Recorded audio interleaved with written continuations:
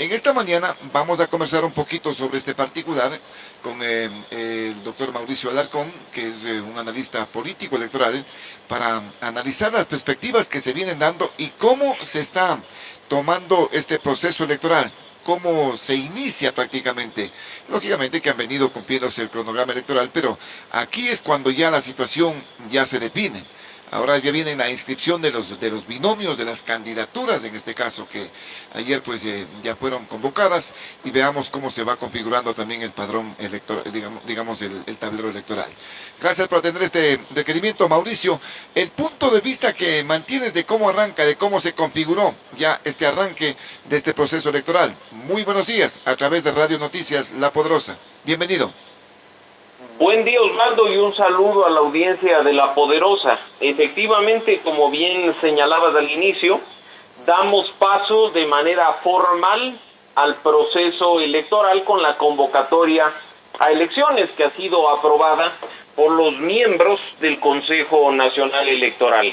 A partir del día de hoy, como estaba previsto inicialmente en el calendario, hasta los primeros días de octubre, específicamente el 7 de octubre, quienes formaron parte de la etapa preliminar, siendo designados candidatos a manera de precandidatos por sus organizaciones políticas y que aceptaron además su candidatura, tienen ahora la posibilidad de inscribirse formalmente en el proceso electoral y ya esperar obviamente que haya una verificación de requisitos, una confirmación de que todo esté dentro de los mandatos legales para poder pasar a formar, valga la redundancia, formalmente parte de la papeleta electoral del próximo mes de febrero.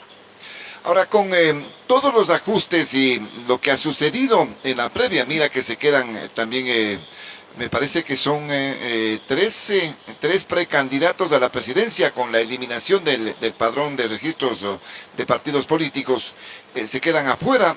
¿Qué puede suceder en esta instancia ya cuando se tienen que oficializar las candidaturas? Hay inquietudes fundamentalmente en lo que podría significar la inscripción del binomio de Centro Democrático, en este caso que es el correísmo, Andrés Arauz y Carlos Rabascal.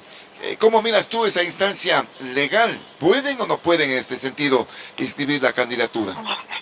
Viene precisamente el primer incidente de esta fase formal, cuando minutos antes de aprobar la convocatoria de elecciones, los vocales del Consejo Nacional Electoral llevan a cabo el proceso de eliminación de 4 organizaciones políticas: Libertades Pueblo, Justicia Social, Podemos y Fuerza Compromiso Social.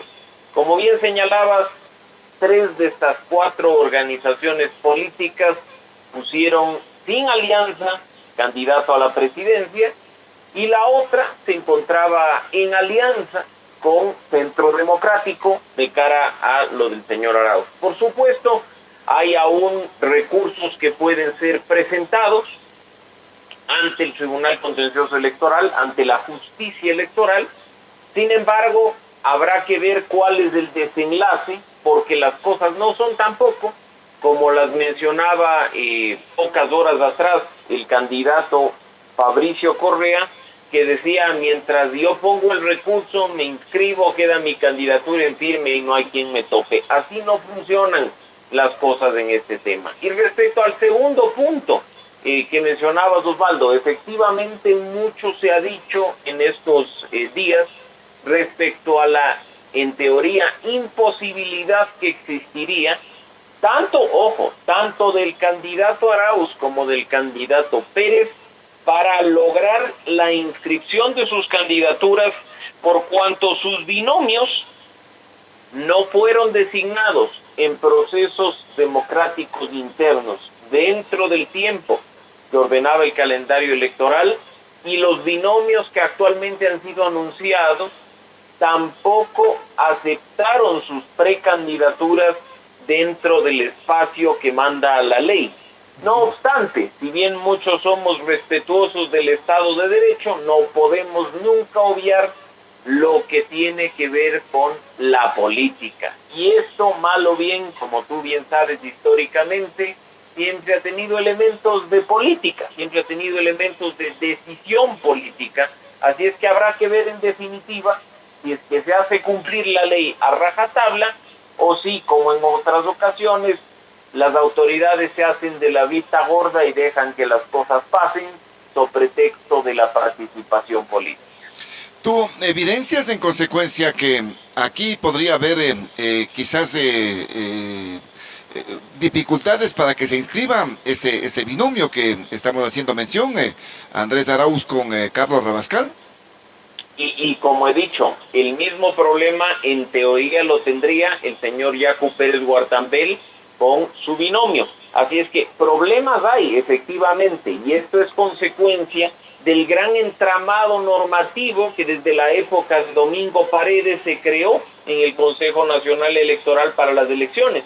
Podría ser en definitiva, si es que se actúa conforme a derecho, que nuevamente las mismas normas que en su momento fueron puestas por ellos para entorpecer el proceso electoral, para bloquear participación, se les reviertan en su contra.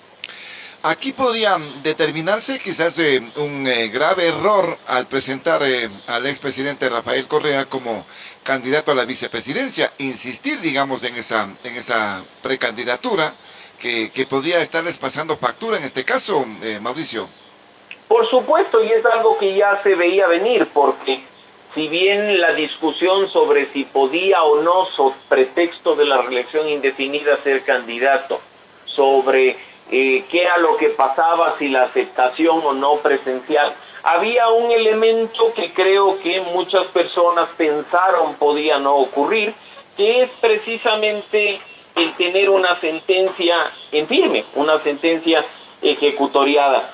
El haber insistido desde el primer día en esa candidatura, cuando había un recurso de casación en marcha, cuando había ya en cuestión de días una decisión por parte de la Corte Nacional, podría terminar pasándoles factura, efectivamente, y bloqueando este tema. Ahora bien, más allá del análisis legal, Osvaldo, más allá del análisis en este caso específico de una candidatura, en el tema general, por así decirlo, habrá que ver si es que no terminan tomando una decisión que convierte a dos binomios en mártires de la legalidad y que termina, por ejemplo, además, poniendo un bloque fuerte de asambleístas en su representación. Recordemos que el problema solo radica en el binomio, no es un problema de participación general de la organización política. En este caso, por ejemplo, respecto del señor Arauz, se mantendrían en firme, en caso de que se tome la decisión, insisto, todas sus listas para la Asamblea Nacional, y en el caso del señor Pérez, lo mismo. Situaciones bastante complejas, porque mira que Carlos Rabascal sí fue partícipe de las primarias de Centro Democrático en este caso, y fue designado inclusive como precandidato a la vicepresidencia de la República. La formalidad en este sentido tendría que ser anunciada o notificada por el Consejo Nacional Electoral en torno a que, por ejemplo, Rafael Correa no puede ser binomio de Andrés Arauz y se tiene que buscar su reemplazo, se tiene que cambiar. Por allí viene la interpretación en este sentido también, Mauricio. Pues en ese sentido podría pasar, efectivamente. Recordemos que en cambio, si se lleva a cabo el proceso de inscripción de candidaturas, ojo, sobre la base de los precandidatos y sobre la base de quienes aceptaron las precandidaturas, el momento de inscribir, se abre la puerta, como mencionaba hace poco, que el Consejo Nacional Electoral revise formalmente el cumplimiento de requisitos, el cumplimiento de mandatos y pasos previos establecidos en la ley, y que en caso de no hacerlo, se devuelva esta inscripción al partido o movimiento político para que, en este caso, o cambie de candidato, porque puede suceder, ojo, también con las listas de asambleístas, altere el orden de la lista de asambleístas para garantizar la equidad o la paridad de género, o en su defecto, como bien mencionabas tú, cambie de binomio. Así es que eso ocurrirá únicamente, y eso solo lo sabremos cuando formalmente ya se lleve a cabo el proceso de inscripción de candidaturas que inició ayer con la convocatoria, que formalmente hoy podrían empezar a llegar esas inscripciones y que serán resueltos dentro del plazo que está establecido, que es del día 7 de octubre, es decir, 3 semanas en adelante. Se está esperando un pronunciamiento del Consejo Nacional Electoral respecto al binomio, eso es lo que se ha conocido de Centro Democrático.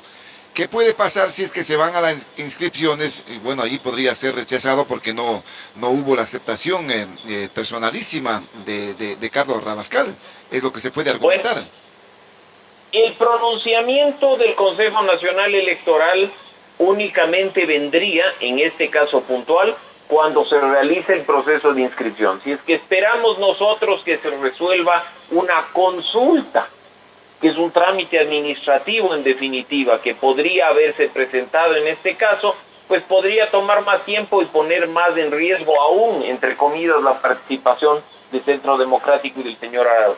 Creo que lo correcto en este caso, efectivamente, es llevar a cabo el proceso de inscripción. Si los errores que ellos cometieron les terminan pasando factura, pues es cuestión, insisto, de las normas que no están vigentes solo para este proceso electoral, sino que han estado vigentes desde los años 2012, 2013, así es que ahora, hay que poner Mauricio, mucha atención. Pero en este caso es un reglamento, ¿no? El que está vigente. Eso no se antepone a lo que determina la ley, pues. Bueno, partamos también, y gracias por esa observación, Osvaldo. Hay un principio de jerarquía normativa. La Constitución es la norma suprema de este país y no hay ninguna otra norma que se le anteponga. Derivado de la Constitución surgen las leyes. En este caso, para el proceso electoral, tenemos leyes orgánicas, que es el nivel más alto de normativa, y tenemos también leyes ordinarias. El Código de la Democracia, que es una ley específica para estos temas, es una ley orgánica. Nosotros lo conocemos como Código de la Democracia, pero se llama Ley Orgánica Electoral y de Organizaciones Políticas. Derivado de esto, se autoriza, pero ojo, la ley orgánica ya le autoriza al Consejo Nacional Electoral a emitir reglamentos para el proceso electoral. Es precisamente estos reglamentos que se activan solo cuando estamos en elecciones, que se norman las distintas etapas del proceso. Por ejemplo, tú también debes haber visto que el Consejo Nacional Electoral no solo aprobó la convocatoria de elecciones, sino que incluso aprobó ya su reglamento de promoción electoral para ya aterrizar los mandatos legales. Así es que en ese sentido hay que ver si efectivamente los reglamentos se contraponen a lo que dice el Código de la Democracia y lo que dice la Constitución, o si los reglamentos simplemente están instrumentalizando los mandatos legales. No obstante, sí sería interesante ver por qué recién ahora se podría estar hablando de inconstitucionalidad de los reglamentos, cuando para los otros procesos electorales sus normas se aprobaron sin ese tipo de comentarios. Bueno, mira que en el ámbito electoral cualquier cosa puede suceder. Están eliminando a un partido político como Fuerza Compromiso Social, que en el anterior proceso electoral ganó algunas dignidades. Pues acuérdate que tienen prefectos, tienen concejales, entonces que esta situación habría quedado en cero prácticamente. ¿Qué pasa con estas dignidades que fueron electas por este partido?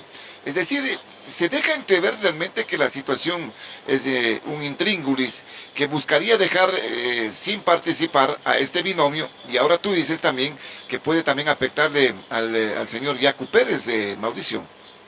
Sí, y como bien dices y lo mencionaba al inicio, Osvaldo, esto es política, y si bien es cierto que las leyes están ahí, como he dicho, para cumplirlas, serán decisiones políticas las que definitivamente dé paso o no a la lista final de candidatos, tanto a la presidencia como para la Asamblea Nacional. Y tan es política, Osvaldo, que la eliminación de las 4 organizaciones políticas que tú mencionas no se da por incumplir requisitos del Código de la Democracia, en el sentido de la obtención de un número específico de votos, de un número específico de escaños en la asamblea o de autoridades seccionales. Por eso se eliminó al partido de Álvaro Noboa, pero no a estas 4 organizaciones políticas. Totalmente fuera de lo que hemos visto frecuentemente, la eliminación de Fuerza Compromiso Social, Justicia Social, Libertades, Pueblo y Podemos se origina en un informe de la Contraloría General del Estado que determina que la obtención de su personería jurídica fue ilegal y fue anómala. Así es que ahí es que se activa este proceso de eliminación. Por primera vez en el país ocurre esto, en que la Contraloría, a través de un informe, interviene, en este caso, en la vida de organizaciones políticas, y recordarás tú además que en lo que mandó la Contraloría al Consejo Nacional Electoral, incluso amenazaba con la destitución de los miembros del Consejo Nacional Electoral, los de mayoría, que permitieron que estas organizaciones sigan con vida. Así es que sí, esto es una prueba de que por mucho que existan leyes, por mucho que existan reglamentos, vamos a terminar siempre viendo a la política y a las decisiones personales de quienes hacen política jugando un rol clave en el proceso electoral. Esto podría ser un caso similar, el de Yacu Pérez, te preguntaba en este caso Mauricio. Es lo que se ha mencionado, porque precisamente estamos frente a un binomio, como les mencionaba, no elegido en proceso democrático interno dentro del tiempo que manda la norma, y un binomio, en este caso, que no aceptó la precandidatura dentro de los tiempos establecidos para ello. Es la misma situación que está viviendo el señor Arauz. La diferencia, entre comillas, es que en el caso del señor Arauz, podrían, como tú bien dices, al menos mencionar y tratar de inscribir al señor Correa por el proceso democrático interno, mientras que en este caso la señora Marangoni, quien fuera inicialmente binomio del señor Pérez, anunció públicamente que no aceptaba la candidatura y que se retiraba del proceso. Así es que ahí podríamos estar incluso frente a un entramado más complejo. Lo de Yacu Pérez, en este caso de Pachacuti. Efectivamente. Ahora, la incidencia política, porque mira, lo que se está dejando entrever es que en este caso, fundamentalmente, se estaría limpiando el camino de quienes podrían ser virtuales rivales de alguna candidatura del centro a la derecha, del señor Lasso, que se ha unido con el Partido Social Cristiano y que aparentemente no suben las encuestas, pero en definitiva eliminar a sus contendores no creo que sea lo mejor, digamos, lo mejor que pueda pasarle a un sistema democrático, pues. Para nada, por supuesto que no. Y ahí viene, Osvaldo, lo que mencionábamos hace un momento. Lo legal versus lo político. Sí, por supuesto. Yo en lo personal soy de aquellos que creen que la norma tiene que aplicarse a rajatabla, que la norma tiene que respetarse porque de eso se trata el Estado de Derecho. Lamentablemente en este caso, como bien mencionas, y ya hay mucha gente incluso que a través de las redes sociales así lo ha venido diciendo, parecería ser, o por lo menos se percibiría esto, como un acto político que busca ganar el acceso al poder de una candidatura en específico. Pero habrá, en definitiva, como hemos dicho, que esperar a que las cosas pasen. Porque mientras esto no tenga lugar, mientras la inscripción formalmente no se dé, efectivamente estas tuyas, mías y de nuestra audiencia serán especulaciones. Probablemente este rato estamos haciendo un análisis sobre escenarios posibles, y resulta que cuando van al Consejo Nacional Electoral, lo que pasaría frecuentemente de esto de mayoría contra minoría, termina dándose paso o bloqueándose la participación por una votación de 3 contra 2. Así es que en este panorama electoral creo que nada debería sorprendernos y deberíamos estar preparados para todo. Ahora, la situación específicamente tendrá también que dilucidarse a nivel del contencioso electoral y quizás la Corte Constitucional. No sé hasta qué punto puede entorpecer también esta situación dentro de lo que ya se ha definido el día de ayer, este calendario electoral, con fechas y también con situaciones que tienen que irse desarrollando, Mauricio. Efectivamente, para todo lo que sucede en el proceso electoral, si se busca temas de justicia electoral, se tiene que recurrir al Tribunal Contencioso. Eso no hay que perder de vista. En este caso, Osvaldo, lo correcto sería que quienes aspiran a participar no jueguen con los tiempos ni jueguen con la política.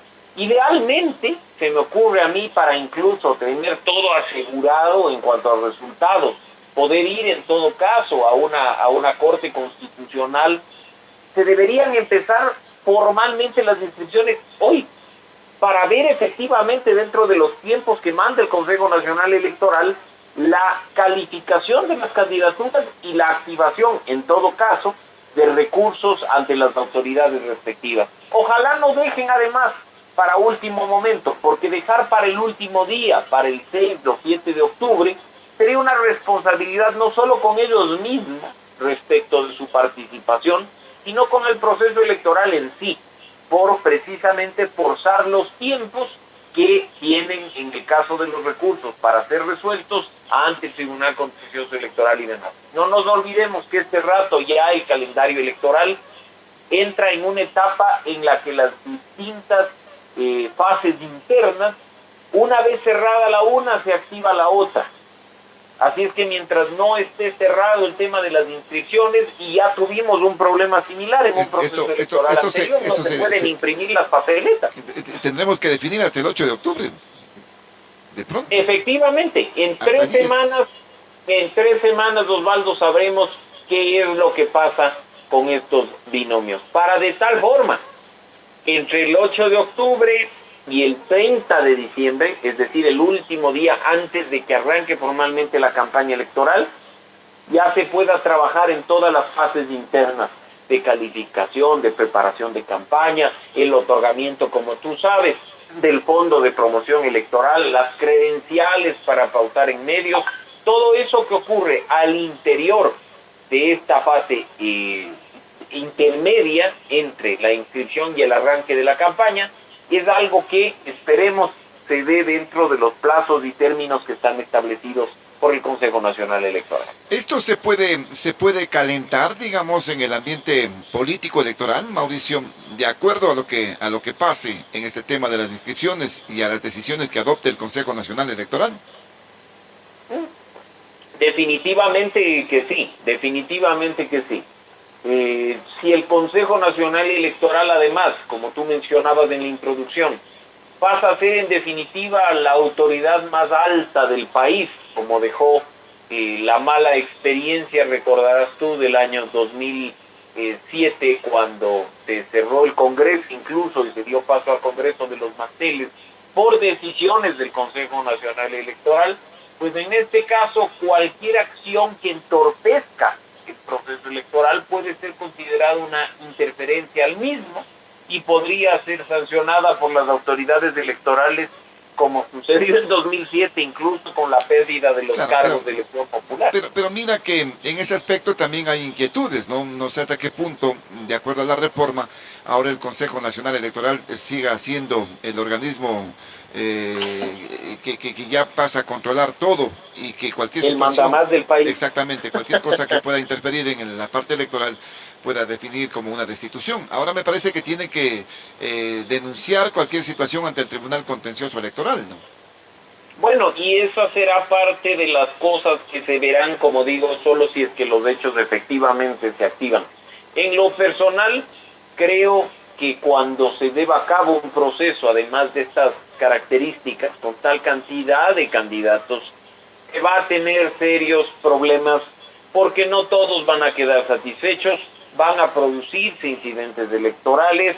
Estamos viendo que han sido dados de baja movimientos y partidos políticos que apelarán la decisión ante el contencioso electoral, así es que creo que más bien tenemos que estar preparados para unas elecciones movidas en las que además, y no quiero dejar por fuera este elemento, Como sabemos, tendremos una campaña poco tradicional, producto de la emergencia, y seremos más bien víctimas muy, muy grandes del bombardeo comunicacional a través de medios de comunicación y a través de, por supuesto, el Internet y las redes sociales, que quedan como canales principales de esta campaña. Habrá que ver también, Osvaldo, si en este proceso de los spots de televisión, de radio, de la pauta en los medios de comunicación, también no se producen incidentes.